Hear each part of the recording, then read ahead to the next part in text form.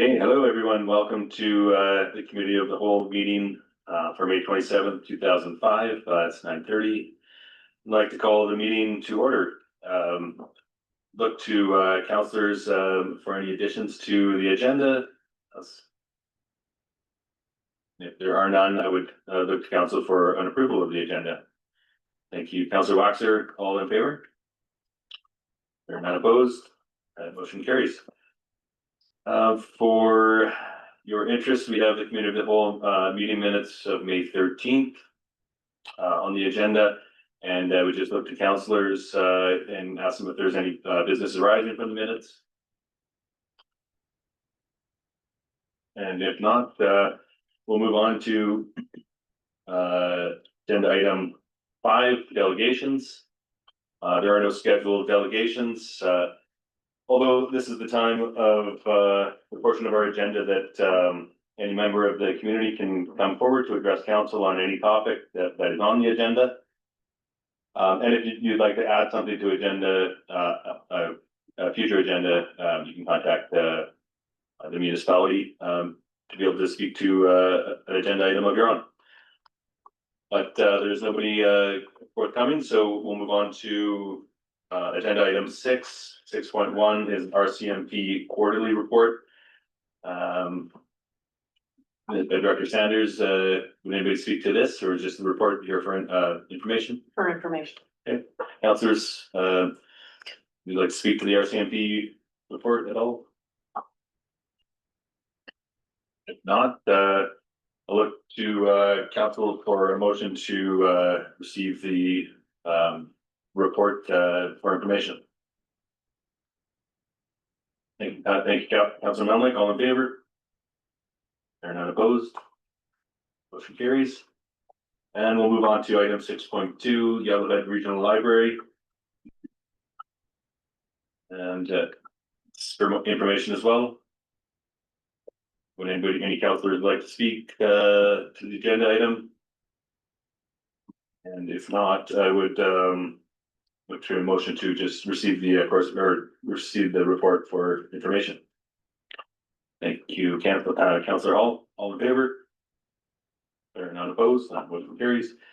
And item 6.3, Jasper Senior Society report as well.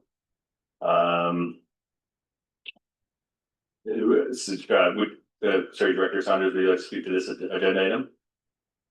No. Okay, so we have here I'm on the wrong. Oh yeah, no, I'm a little ahead of myself. Well, we'll just look for the motion to receive correspondence for information. Sorry, Councillor Hall. Thank you. I mean, and just this is the letter asking us to include them in discussions regarding plans for senior centers in Jasper. Are we able to do that or not? It's not our build. I'm just wondering what we can do around this, or we just pass this on to Evergreens. Is that curious? Deputy Mayor Wilson, I think that would be an appropriate response. We can just forward this request. Yeah. Thank you very much. I do support it. This was just wanted clarification. Councillor Hall, would you make a motion getting pass the request on to Evergreens? I would make that motion. Okay, the motion is to receive for information, but also to pass the request of from the Senior Society onto the Evergreens Foundation. All those in favor? There are none opposed. That motion carries. And now we're moving into new business. So item 7.1, we have Seniors Week 2025. Director Sanders, would you like to start us off on this one? Just give us a little briefing. You bet. Very simply, the recommendation is that committee recommend that council proclaim June 2nd to 8th, 2025 as Seniors Week in Jasper. Thank you for that. Councillors, would you like to speak to that? Or would anybody like to make a motion? Mayor Ireland? Yeah, I'm happy to make a motion that we recommend that council proclaim the week of June 2nd to 8th, 2025 as Seniors Week in Jasper. It's perhaps unfortunate that we won't be able to get to that until into that week, but traditionally we have recognized seniors in this community, and it's fair and it's important that we continue to do so. They've contributed significantly to the building of our community to date and continue to contribute in countless ways. And so it's certainly appropriate that we recognize that by a proclamation for Seniors Week. Thank you for your motion, and to speak to the motion, councillors, anything further before I call the question? All those in favor? They're none opposed. That motion carries. We're moving on to item 7.2, waiving of water utility bill for the Jasper United Church. There's an attachment, but I'll ask you, Director Saunders, to speak to this one as well. Yes, thank you, Acting Mayor Wilson. I'm going to refer this file over to Director Fark from the Jasper Recovery Coordination Center for comments and set this up for you. Thanks. Thank you. Thank you, Deputy Mayor, members of council. So the motion before you is that the committee recommend council, in accordance with their general authority under the Municipal Government Act, to approve a one-time waiver of $5,586.88 in outstanding water utility fees for the United Church. The background on this is that there was previously a request from the church in 2024, prior to the fire, to have their utility fees waived. At that time, council directed administration to maintain those fees and to and to work with the church to find a repayment plan. And since that time, the church has been working on paying down their outstanding utility fees. Of course, since that time, we've had the fire in Jasper. And as council is very aware, there has been a significant initiative in terms of identifying land in town to be made available for the purposes of interim housing. The church has very kindly stepped forward and offered their land to be available to be used for the next 2 to 3 years at least for interim housing. They are offering to do so without other compensation. Their request is that as an acknowledgement of their contribution, that these remaining utility fees be waived. In the words of the church, while the church discerns its own rebuilding plans, there is a strong desire to assist in the recovery of Jasper whatever way they can. This offer aligns with the hope and vision of the church to welcome and serve others. For the heart of our faith is a community of people who care for one another. So the church, and they have made clear that their offer of the use of the land for interim housing is not contingent on council approving this. So even if council were to decide not to approve the waiver of fees, the church would still make the land available to the JRCC at no cost for the purpose of interim housing. We have an intention to put a number of the Corcan units on that site, as well as a number of additional trailers that we expect to mobilize and have in place this summer. So we are working towards that. I will note that there is another parcel of land that we are negotiating on and looking to sign a sublease for within town that we will use also for the purpose of interim housing. And for that site, there is a cost recovery component for the leaseholder there. So from the perspective of administration, the request from United Church, given the value that they are offering to the community, is quite reasonable, and thus the reason for our recommendation. I'm happy to answer any questions that you might have. Yeah, great. Thanks for filling us in on the specifics there. Sounds like a great scenario. Councillors? Councillor Hall? Thank you, Deputy Mayor Wilson. Only one question. I'm just curious how many units will fit on their land. We anticipate to get 6 Corcan units and upwards of 10 of the well site trailers. So, 20 to 30 dwelling units by the time it's complete, depending on the final configuration. Thank you for that. Mayor Ireland? Thank you, Deputy Mayor Wilson, through you to Director Fark. I am particularly impressed by the offer in the fact that it is not contingent So the land is there regardless of this other issue. And I really appreciate the United Church being so forthright in that. This is not a quid pro quo. It's a wonderful gesture. I am wondering about all the other attendant costs. I take it that there will be servicing costs that will be taken up by the municipality and hopefully part of the DRP. What about land clearing and things of that nature? It's a substantial amount of housing on that piece of land. It will be tremendously beneficial. What is the expectation for covering the cost to get that land into a level serviceable position? So we are very fortunate that our partnership with Parks Canada continues to be very strong on the interim housing front.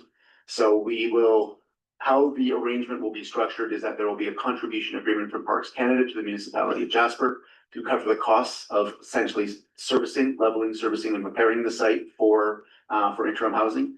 And then we will install the units. And then we are continuing to work with the Red Cross, who will be actually managing and administering the housing and will be the property manager going forward. So all servicing costs, and they are substantial, you are correct, will be covered in the contribution agreement between Parks Canada and the municipality of Jasper. Thank you very much. Much appreciated.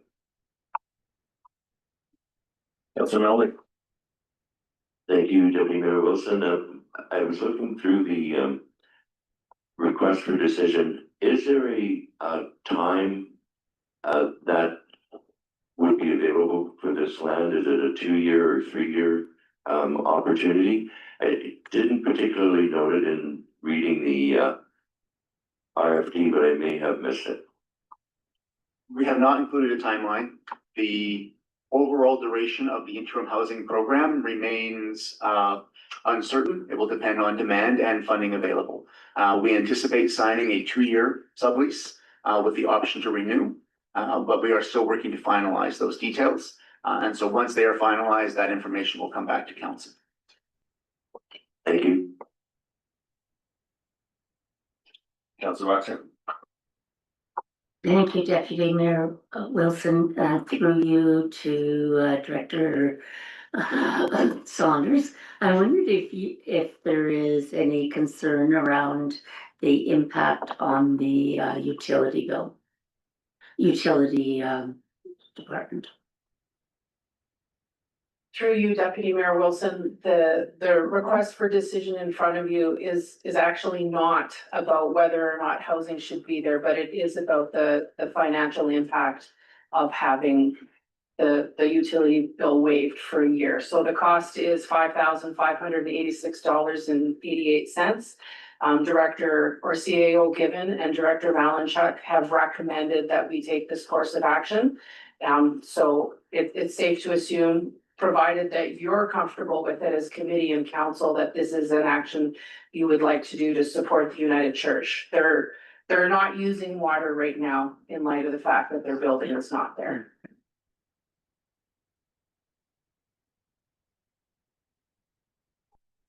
There's nothing further. I'd look for a motion. Anybody's interested? Councillor Melnick. Thank you, Deputy Mayor Wilson. I would make the motion that committee recommend council in accordance with their general authority under the Municipal Government Act to approve a one-time waiver of $5,586.88 in outstanding water utility fees for the United Church. Thank you for that, Councillor Melnick. Councillors, would you like to speak to the motion? Mayor Ireland. Thank you, Deputy Mayor Wilson. Just very briefly, I'm in favor of the motion. And I may well have been in favor of the motion had it not been tied to the availability of land for housing. That is just an added benefit, but the United Church has worked hard to reduce the outstanding water bill by almost half, like everybody else in the community. They have suffered as a result of the fire and the loss of their own property. That $5,500 is a minor amount given the size of our utility budget. Almost negligible, I would suggest it, in real financial terms for our utility budget, but very meaningful for this property. And once coupled with the generosity of making that land available, I can't see any reason to be opposed to this, and as I say, might have been in favor in any event. Thank you for that. I'll call the question. All those in favor? There are none opposed. That motion carries. Thank you for that. Okay, we're moving on to agenda item 7.3, construction coordinator recovery. And I'll look to first Director Sanders, but I think Director Donaldson might speak to it as well. Yes, I will ask Director Donaldson to speak to this directly. Thank you. Good morning. I am here today to discuss the request that committee recommend council approve the full-time 2-year term construction coordinator recovery position, subject to confirmation of DRP eligibility. Background information that is pertinent includes that there has been a range of DRP eligible recovery positions focused on housing, fire, social services, general administration, IT, and finance. However, no construction or infrastructure specific position has been established to manage construction, reconstruction, or third-party damage cost recovery efforts.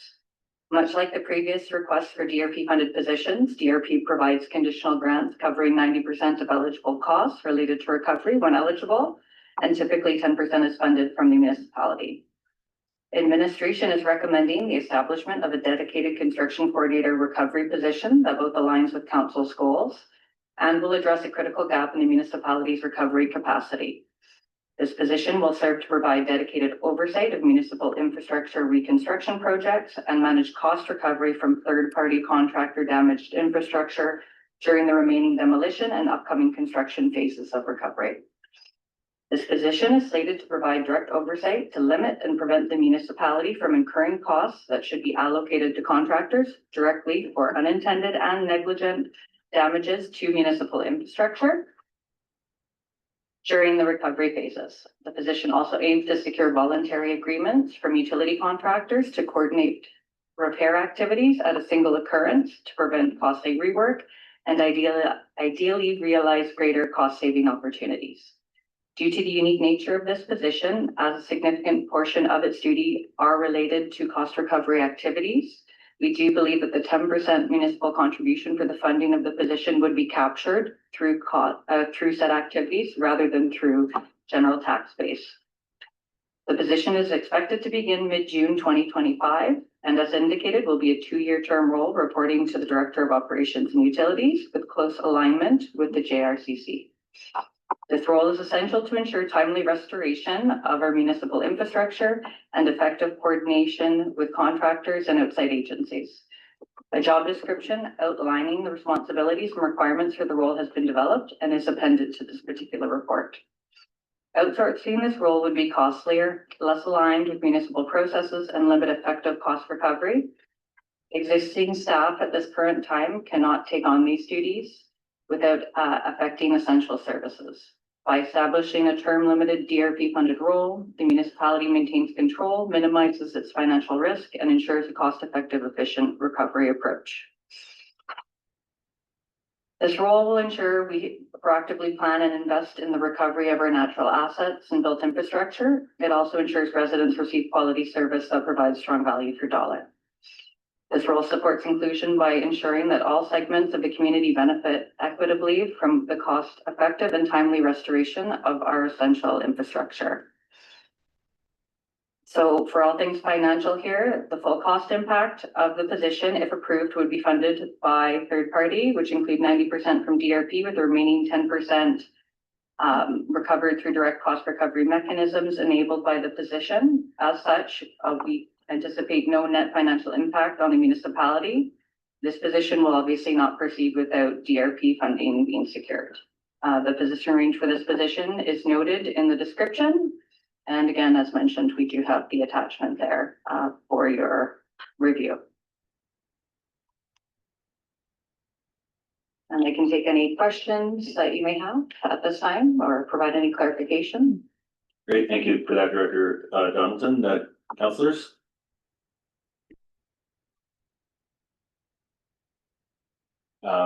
Maybe I'll give them a moment.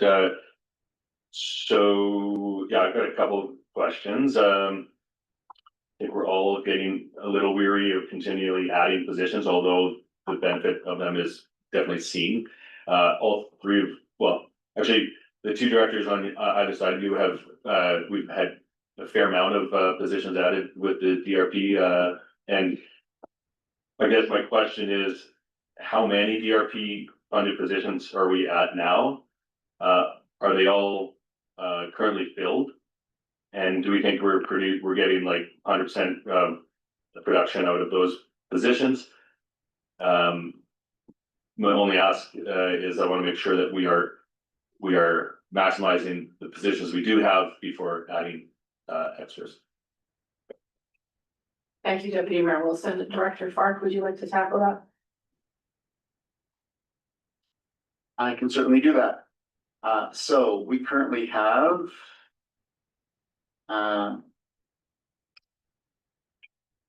17 DRP funded positions. There are the core positions in the JRCC.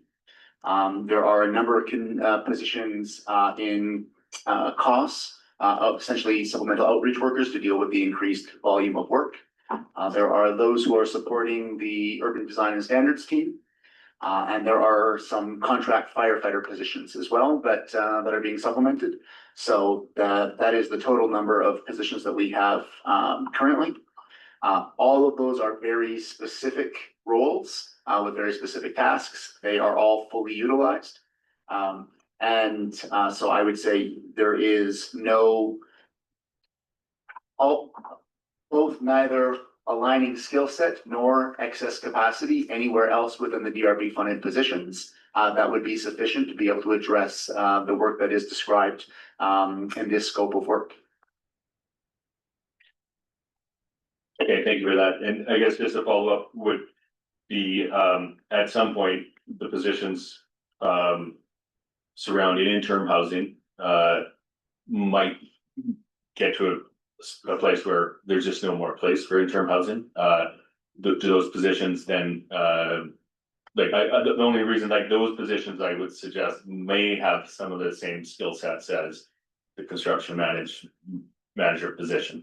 And so the ones focused on the interim housing, are they going to be, at their capacity a year from now? Yeah. We have only one position within the JRCC that is addressing housing. That's the manager of housing and social recovery, so covering both interim housing and social recovery. We anticipate that throughout the program, the duration of the interim housing program, that there is going to be significant work. There's the contract management and the relationship with the Red Cross. There will be, especially as we move through the rebuild and interim housing program, there will be significant churn and turnover within the program. And so we do anticipate that that role will continue to be full, half time on housing and then the remaining time on the social recovery aspects. And that's the only position that we have dedicated to housing within the DRP funded grant. Councillor Melnick. Thank you, Deputy Mayor Wilson. When we were talking about the number of positions funded by the DRP, we have a construction coordinator, I believe, that's funded through $1.9 or $1.8 million grant that went into the S block. I believe there's a position in there as well, but that's not DRP funded. That's funded specifically through that grant to be able to do the pop-up S block, correct? That is correct. So there is the Commerce Continuity Initiative, which includes a FTE, but it is not a construction coordinator position.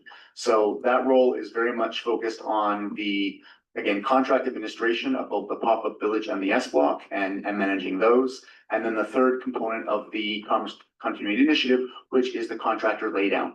So all of the spaces that we are making available and the facilitation that we are doing to allow contractors, both resident in Jasper and those coming from outside, to be able to manage what is expected to be a very high volume of material movement that is needed to take place in order to facilitate the reconstruction. So it is a very different and very specific scope of work. Thank you, appreciate that. And the municipal infrastructure that would need to be reconstructed, examples of that would be what type of, is buildings and so on. Thank you, Deputy Mayor Wilson through to Councillor Melnick there. Specifically, we are looking at sidewalk, curb, gutter. We also have a few buildings that we need to manage there, but I just wanted to provide a bit of context surrounding that, just to give you a greater idea of what it is that we are discussing in terms of like the financial implications. So to date, we have done approximately 197 inspections on residential properties through the demolition phase. Of those 197, 89 have demonstrated new damages throughout the demolition process. Some of them may have had pre-existing fire damage, but again, it would be a smaller amount of those. On average, out of those 89 properties, the average damage per property is 89 linear meters, whether it be curb, whether it be sidewalk. And just for reference on the costing related to that, if we were to replace a linear meter of curb, that's at $450 a linear meter per industry rate. If it were to be a sidewalk, that sidewalk at a linear meter rate on the low end would likely be $775. So it's quite substantial when we start adding in all these costs. Potentially just at the sidewalk repairs present of those 89 properties to date, and keep in mind, we still have 144 residential properties to do evaluations on. We're looking at a total cost of $451,000. So again, where there was pre-existing fire damage, we do have a fire damage report in that can recoup those costs through DRP. However, for new damages, to be able to keep up with this level of detail, assign those costs appropriately and recover them, for the cost, to the municipality, we would recover that quite quickly. And additionally, with the desire from ATCO and other utility contractors that want us to assist with coordinating, their repairs, this is the best way to put it, it would eliminate the need for rework. So we're able to coordinate the repair once rather than having patchwork be done and perhaps we come along a year later and we're ripping that up. That really is an opportunity both for efficiency and for cost savings because we don't be paying for that to be done one time. Thank you. Appreciate the additional detailed information.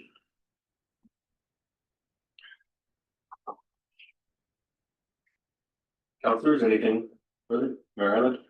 Thank you, Deputy Mayor Wilson. Sorry if I'm a little bit slow. Through you to Director Donaldson.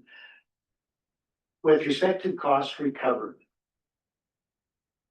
is there an opportunity for a revenue stream, or is it simply that we as a municipality will not be saddled with costs for which others should be responsible? Yeah, thank you, Deputy Mayor, through to your worship there. It's both. And so again, it's the purpose of this. If we have a dedicated personnel that can provide oversight at the level that it deserves and it requires, would eliminate the municipality from inheriting costs that it should not be absorbing. And in addition to that, I do believe that working with utility contractors, we will be able to generate revenue. Otherwise, we would not have considered this. Sanders? Oh, Yes, Deputy Mayor Wilson, administration is being proactive.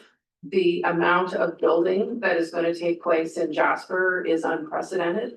And administration is being proactive in terms of noticing that there's going to be a lot of construction happening. And typically with infill construction, there's a lot of damage that happens to municipal infrastructure. As Director Donaldson mentioned, it's the sidewalks, it's the curbs, it's the roads. We've already seen some from demolition, but also from fighting the fire. We know that more is coming and we want to make sure that we keep tabs on that so that the cost of it isn't egregious down the road. And as Director Donaldson mentioned, it's partially both preventative, but then also a little bit of cost recovery and that's just for that 10% that DRP funding doesn't cover. Right, so if I understand him correctly, for that 10%, and perhaps even beyond that, there would be a combination of money not going out the door and other money coming in the door. Down the road, significantly less money going out the door. If I may, I have one other question, it's just about the job description and who it is that we're looking for, and I appreciate that, at the bottom of the job description, there is an indication of, desired knowledge, education, and experience, and preferred credentials. They seem enormously high to me, very lofty expectations. This would be a quality individual if we can get somebody with all of those skills. Is that realistic, particularly if we're looking to get somebody in the next couple of weeks? Yeah, thank you.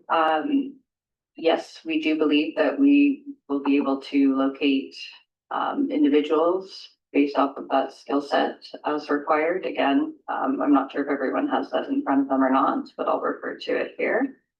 But it does, they're looking for individuals who perhaps may have a bachelor's degree in construction management, civil engineering, or related fields such as construction engineering technology, a diploma in that, 3 to 5 years overseeing or working in municipal, residential, or commercial construction projects. Perhaps GIS experience, and then certifications that were preferred but not required were a PMP designation, PNG, ICS. But yes, just to recap, we do believe we should be able to locate a candidate based off of initial interest in the position. Well, I wish you every success. It's a little bit of a stretch, I think, to imagine a professional engineer coming on board for an hourly wage, but best of luck. Yeah. The qualifications are astounding. Yeah, thank you, and I appreciate that. And we do realize, again, like as with any position that we post, a combination of education and experience will be considered. So I do think that's important to note. I may add to local, right? Like, so if most likely this individual is not here in town already, and so we're gonna be dealing with a housing need, I guess, as well. Have there been any consideration there?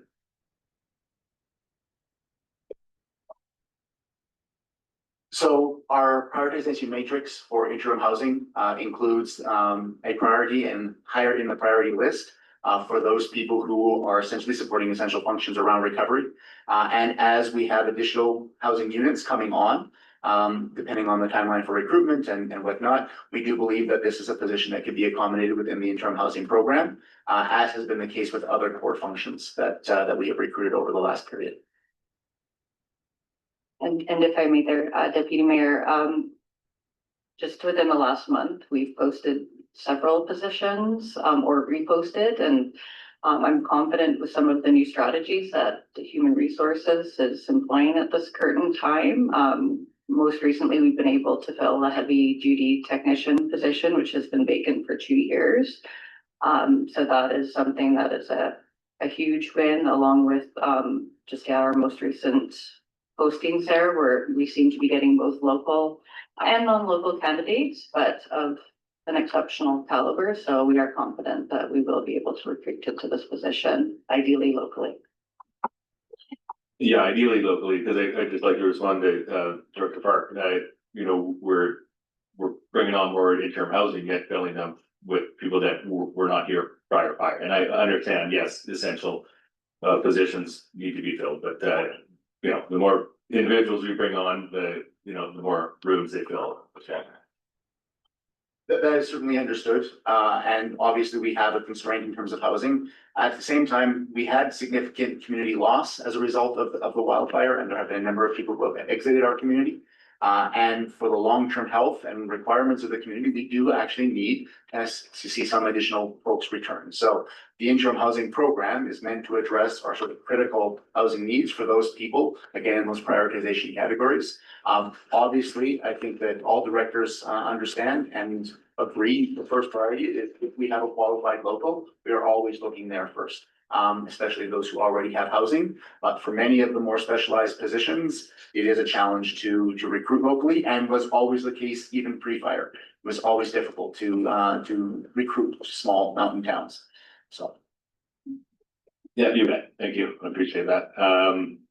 Sorry, Councillor Hall.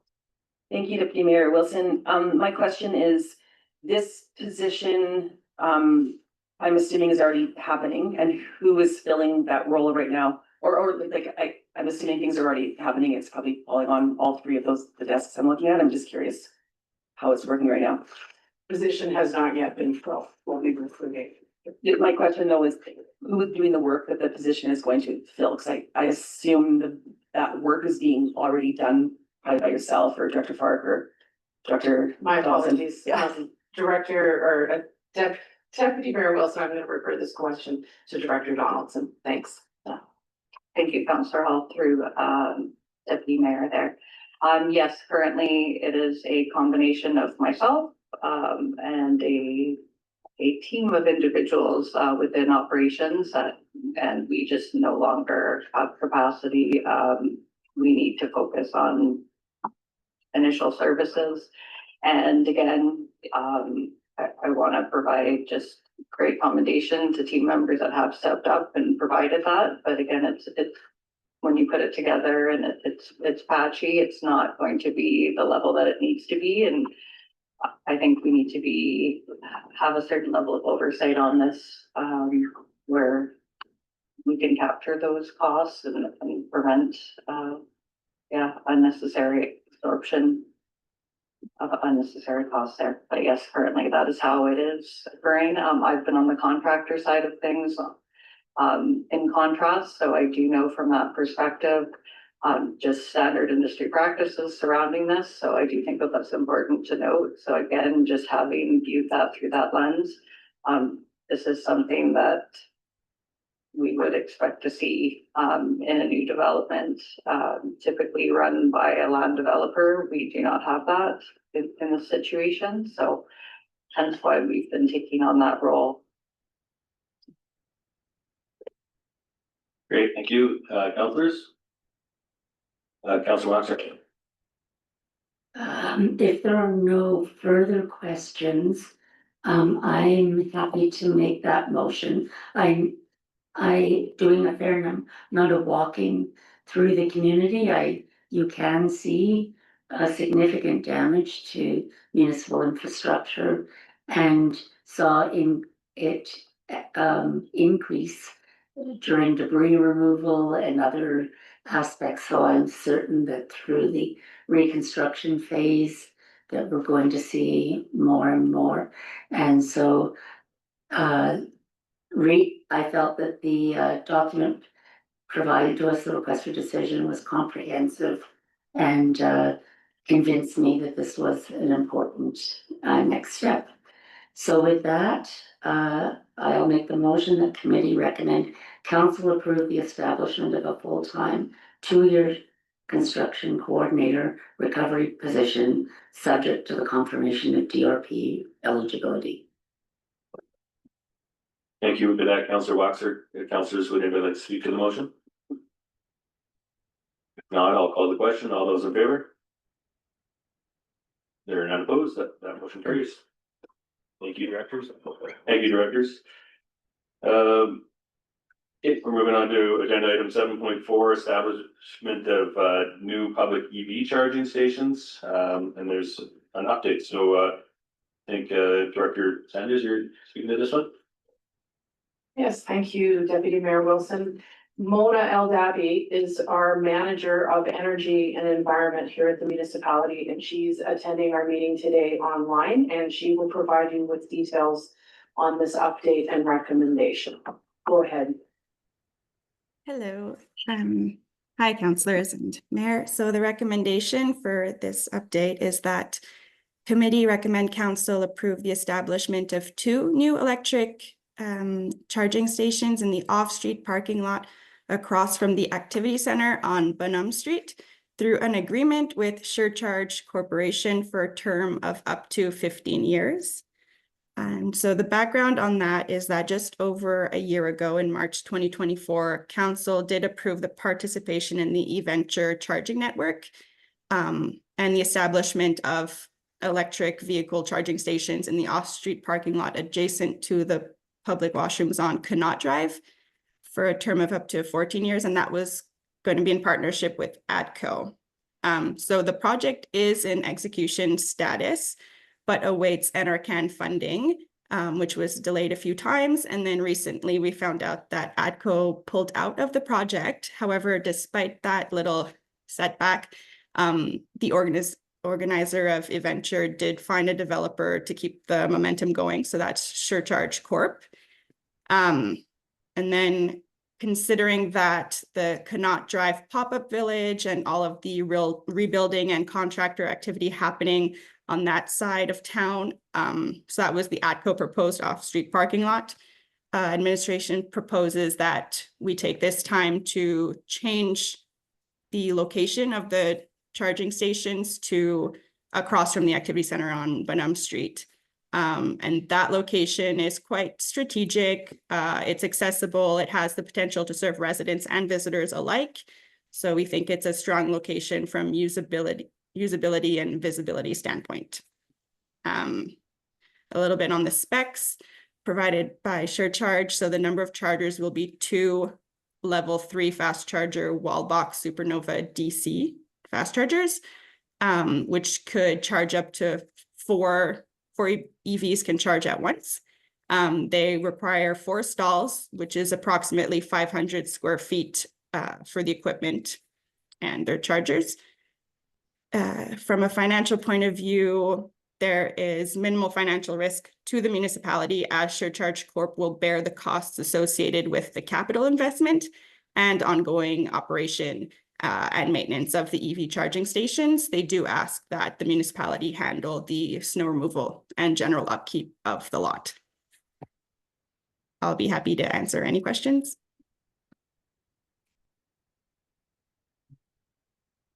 Thank you for that, Mona. Councillors, questions? I'm happy to see that there are 180 kilowatt units. Throughout Alberta, we often see 50 kilowatt being like the largest capacity, which does end up being quite a long time charging. So looks great that they're stepping up to larger capacity here. I'd just like to confirm so that the one charger would be 180 kilowatt. Is that true? Yeah, it says per unit. Okay, great. Questions? Councillors? Councillor Hall? Thank you, Deputy Mayor Wilson. I'm curious, I don't know when the EV chargers were put in across my grocery store, but is there, do you monitor how often they're used, or is there like an uptake? I mean, it says here there's growing demand. I'm just curious if we somehow monitor that in our municipality. Deputy Mayor Wilson, I'm not aware that we monitor it, but I'm happy to take that away as a little bit of research that we can do. This proposal, the value of it is we can add to at no cost to us, but also in a location that is more easy for residents to use and not be dodging the tourists, the people traveling through Jasper that are heavy users, I presume, of the chargers that are on Connaught. Thank you.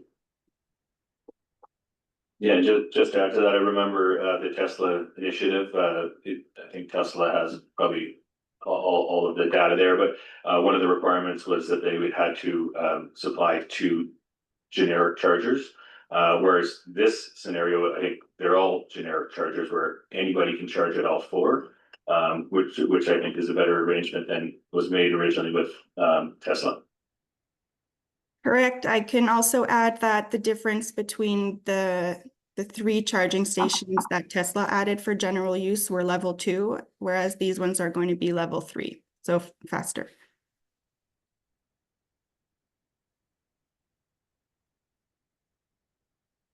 Mayor Island? Thank you, Deputy Mayor Wilson.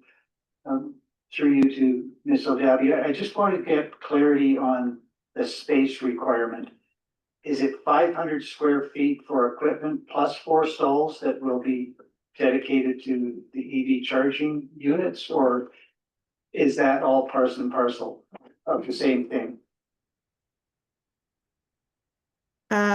That's a good question. Now that I'm rereading it, there's a bit of uncertainty as well. They did mention parking stalls required 4. And then 500 square foot for equipment and stalls. I think that reads all together. I could send out an email and communicate with them to get clarifications on that. Thank you, that would be appreciated. Deputy Mayor Wilson, we can firm that up, so when this is in front of you as council, we can have that answer.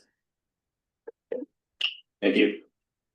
Yeah, my quick math was that each stall is usually approximately 150 square feet, so if there's 4 stalls, might be 500 square feet might be the total, but yeah, if we can get that confirmation, that'd be great. Councillor Waxer? Thank you, Deputy Mayor Wilson.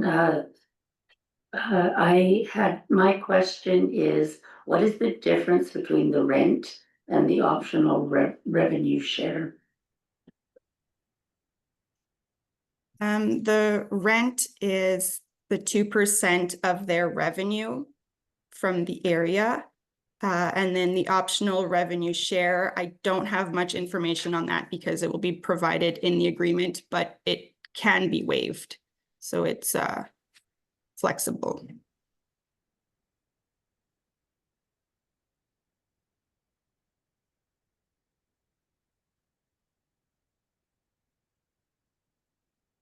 Okay, Councillors, any further questions for administration, or is there somebody willing to, Councillor Melnick?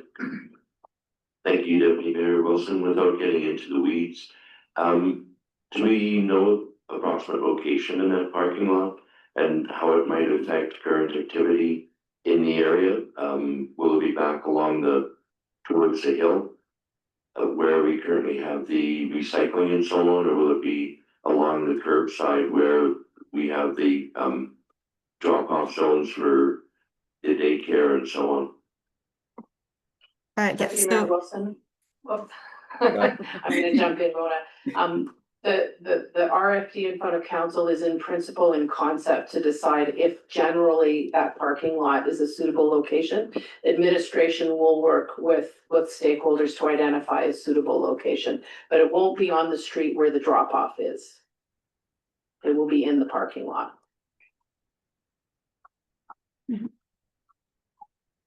Thank you for that.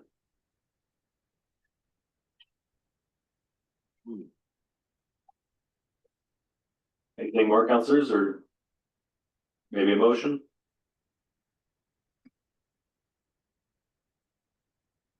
Councillor Hall? Thank you very much, Deputy Mayor. If there are no further questions, I would make the motion that committee recommend council approve the establishment of 2 new electric vehicle charging stations in the off-street parking lot across from the activity center on Benham Street through an agreement with surcharge for a term of up to 15 years. Thank you for that. Councillors, anybody like to speak to the motion? Mayor Ireland? Thank you, Deputy Mayor Wilson. Just to tag on to what Director Sanders just said about this comes to us in principle without details. Would it be prudent for the motion to read that committee recommend council approve in principle of the establishment? When it comes to council at a regular meeting, we won't yet have the details of what's going to be established, but I can see us approving in principle that those details be worked out. But that is a little bit different than approving the establishment of the stalls that we don't know anything about. So I might just suggest that as a friendly amendment that we add that council approve in principle the establishment. But I see that subject to any comments that administration might have, and I appreciate that we're into debate now and I shouldn't be doing that, but here we are. Deputy Mayor Wilson, my question of clarification would be around council expectations about what would come back to council. So administration is seeking approval for us to be able to enter into an agreement to establish the charging stations in the parking lot. That's simply what the request is.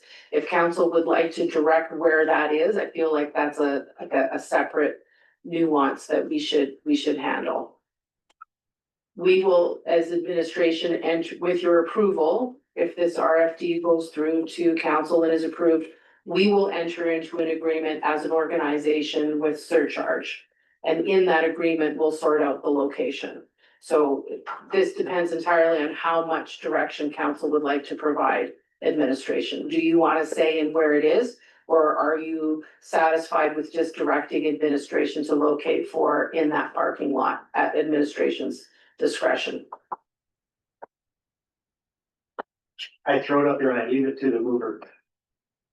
I would take a friendly amendment if the table thinks we need one.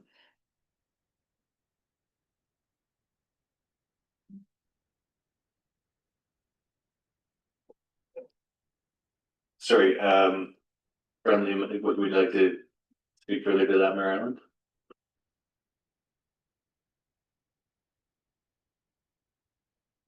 There had been discussion here at the table about the details and that it's early to know.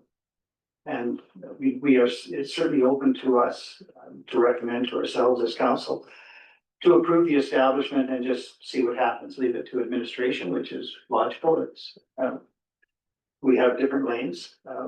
And so if that's seen as an appropriate spot to install these 2 new electric vehicle charging stations, and we are not concerned about the details of where they go and how they impact users or might impact users, then we could certainly leave it as it is.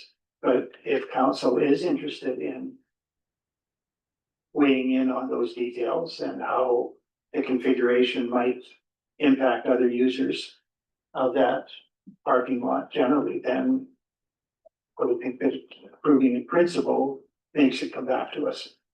So it's how deep council wants to, or how broad council wants its lane to be, I suppose. Yeah, you asked a question. I would support that. I would like to see it come back to us. We don't want any kind of blowback on location. I think, you know, could be a touchy subject, and location of those stalls, I think should come back to us. Director Park? If I may, the primary consideration for the location of the stalls will be the proximity to the utility corridor and access to the power required. And so it's not like there will be extensive options for where these can go. It will be largely a technical consideration, which, not to enter into debate with council, but I would argue largely falls within the realm of administration, and also to balance the requirements of various users. So I don't know that there would be a decision point that would come back to council that would say, here are 3 options that you would have, because it will be almost entirely dependent upon where they can feasibly be installed due to the electricity requirements. True, although we wouldn't want it kind of to blow up in the fact that now this whole parking lot is under construction because they're trenching in services, like most likely it's gonna be back along the bench or whatever, but we don't wanna be caught in a position where, yeah, the parking lot's off limits for an extended period of time either. So. Director Anderson, Yes. yeah. So further to Director Fark's comments, our objectives are going to be very simple, is minimize disruption in how we currently use that parking lot as residents.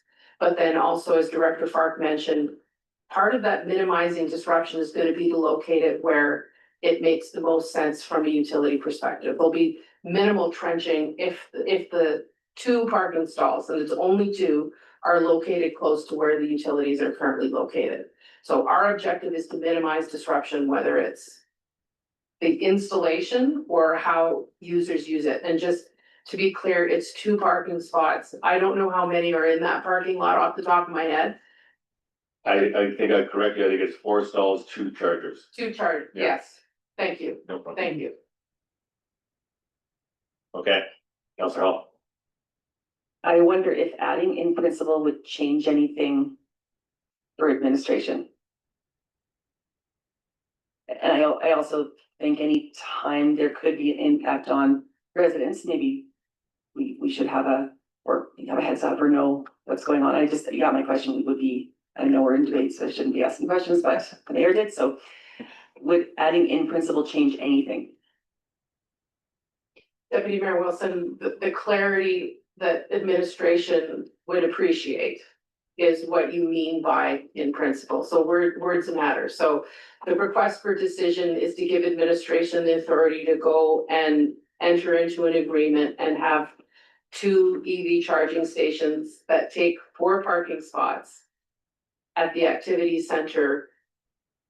Are you comfortable with letting administration go and do that? Or what is it exactly you would like to have come back? The implications of the word in principle need a little bit of clarity for me to be able to respond to the question. So Mayor Ireland, it's location wise, not the principle, any other principle, it's like approving where those stalls will actually end up. Thank you, Deputy Mayor Wilson. It's my intent by suggesting that those words might be inserted is simply to allow administration to go ahead and formulate a final plan with the provider, but not to establish the structure of the facility without coming back to council, because again, there are many uses of that space, including, you know, it's a primary spot for recycling. We don't necessarily want any negative interaction with that. It is used or has been used at least for sport camps or used for basketball and other things. And we are talking about 4 stalls plus or minus maybe another 500 square feet of facility use. And as Director Fark rightly noted, the logical place will be where there is a power outlet. That might be smack dab in the middle of the lot where there's a light post, and maybe that will impact how any other user could then use the lot.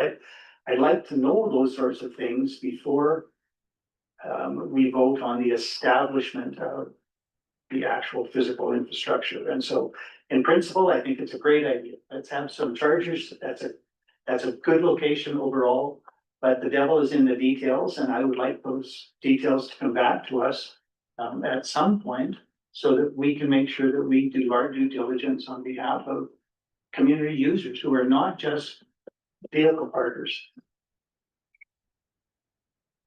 Director Sand. I'm gonna offer up an alternative approach. So I understand from Mona that time is of the essence. So for surcharge to get the funds from NRCan, they have about a 2-week window. So performance expectations from council at this point in time would be important. Things like don't disrupt the recycling pattern that we have. Don't disrupt XYZ. So if those kinds of things could be articulated by you, that would give us concrete expectations to meet. Then we can go and see if we can meet them in the time frame. Perhaps that's a way to flip this around so your wishes can be honored on behalf of the community and we can go and try and make something happen. And if it can't happen and meet your expectations, then we let this opportunity slide, and that's okay.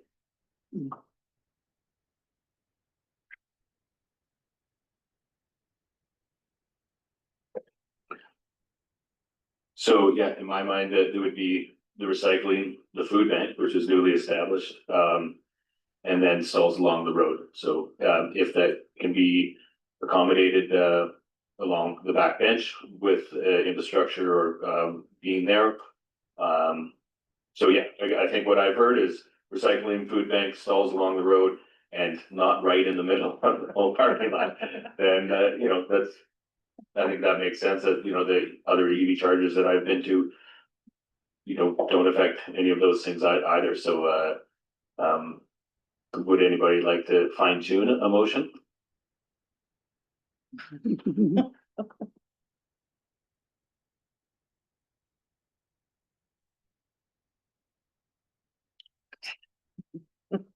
Well, the mover could add words at the end. With minimal disruption to all current uses of the parking lot. So that would include recycling, it would include sports that are occasionally played there. It would include the food bank. Presumably, it would include those few times when it's used to host the end of a race or the start of a race, potentially. I mean, there are many uses for that public land, and I think we all agree, well, we haven't voted yet, but I sense that there would be support to have electric vehicle chargers there, but with minimal disruption to everything else that goes on. We recognize that we have a very limited land space and we have to use it all in the most effective manner. And this would be a great enhancement, but not to the detriment necessarily of ongoing activities that occur there. So again, if it is sensitive to ongoing use, and it comes up with a plan that is least disruptive to ongoing uses, then I could certainly live with that if the mover made that part of the motion. Thank you very much, Deputy Mayor, and yes, Mayor Island, I think the motion could read that committee recommend council approve the establishment of 2 new electric vehicle charging stations in the off-street parking lot across the activity center of Benham Street with minimal disruption of all current uses of the parking lot through an agreement with Surcharge Corporation for a term of up to 15 years. Councillors, would anybody like to speak to that newly sculpted motion? If not, look to administration to maybe just quick nod that, you got clear marching orders. Yep. I'll call the question. All those in favor? They're not opposed. That motion carries. I'd like to call a quick break. We'll come back at 10:40 and to knock off the short items ahead of us.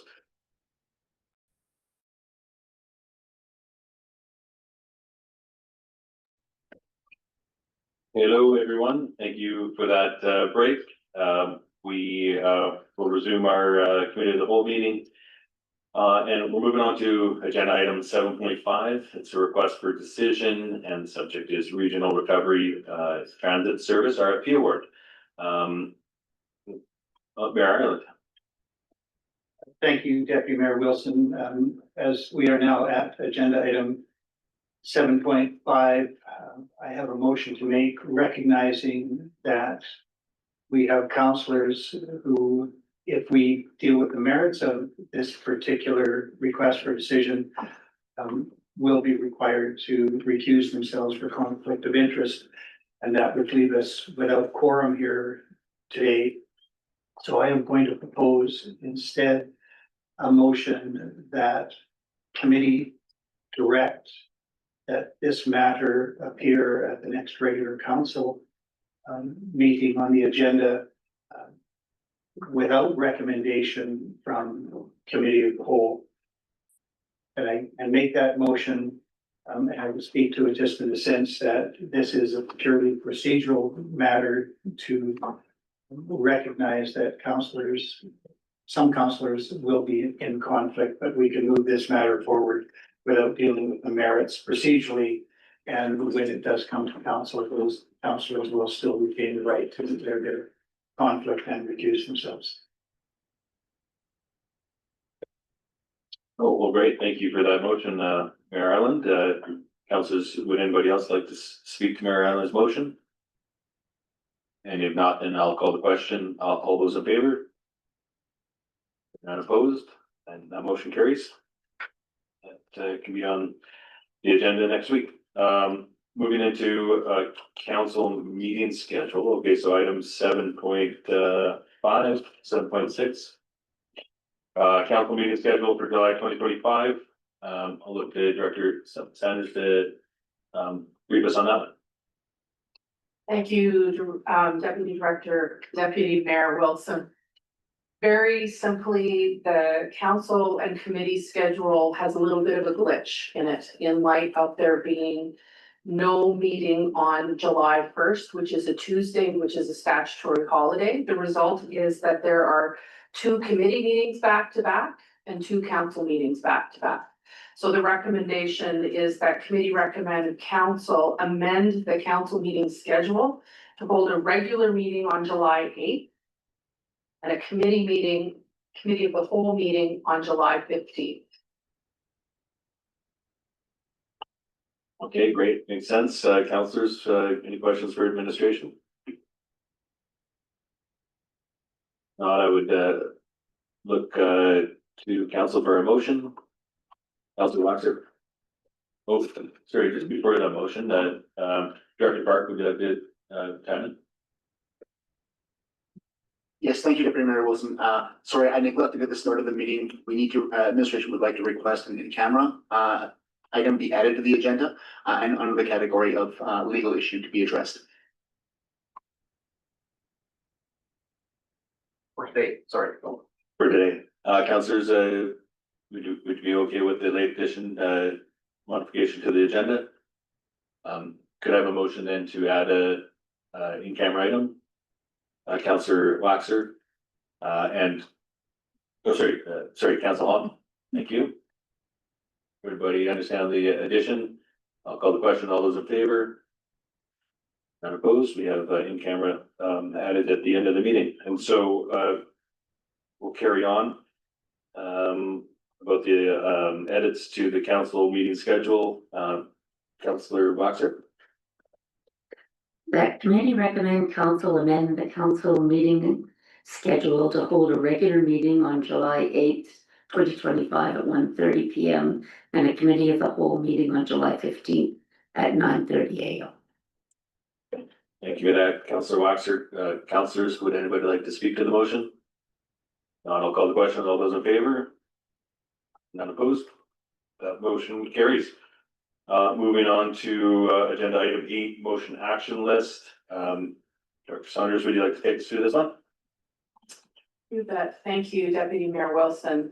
Very simply, there are 2 proposed changes to the council action motion list. For the wildfire recovery strategic priorities, administration is requesting that this be recommended to be deferred to June 2025. So it's May 27th right now, so we'll report back to that in June. And the other recommendations are that advocacy at FCM, that's work that you folks are doing shortly. So our recommendation is that be removed from the list. And the third item was about fire bylaw and communications, and that's an action that had been taken via email from the fire chief to council last week. So that also can be removed from the list. Thank you for that, councillors. Any questions regarding the motion action list? The updated items? If not, I would look to councillors for a motion. Councillor Melnick. Thank you, Deputy Mayor Wilson.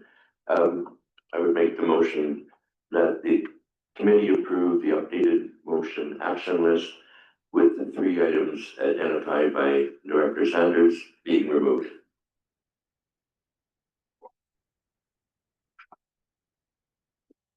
Excellent. Anybody like to speak to the motion? I'll call the question. All those in favor? None opposed? That motion carries. We got agenda item 9, councillor upcoming meetings. Councillors, anything to report? Oh, and we're all going, or most of us are going to FCM. Anything else? Nope. Okay, agenda item 10, upcoming events. There's the Recovery of Alberta presentation, Anxiety and Wildfire, May 29th at in this building upstairs. 5 p.m. SCM is happening May 29th through June 1st. The annual annual Jasper United Church Spring Plant Sale is still happening, and that's gonna be at the Jasper Yellowhead Museum on Archives, May 30th and 31st. Alberta Seniors Week is June 2nd through 8th. And there's a Seniors Week tea at 2:30 through 4, June 5th at the Activity Center. And it is National Indigenous History Month and National Indigenous Peoples Day. And there is a celebration on June 21st. No location for that one. We're gonna move into in camera. So item 11 now is an in camera item, and then agenda item 12 will be adjournment. I don't believe we're coming out of in camera to make any decisions. It's just information. So thank you for joining us, and appreciate those people watching the meeting. May I have a motion, Marilyn? Yes, I will make a motion that committee move in camera at 10:51 a.m. Thank you for that. I'll call the question. All those in favor? You're none opposed. We are now in camera.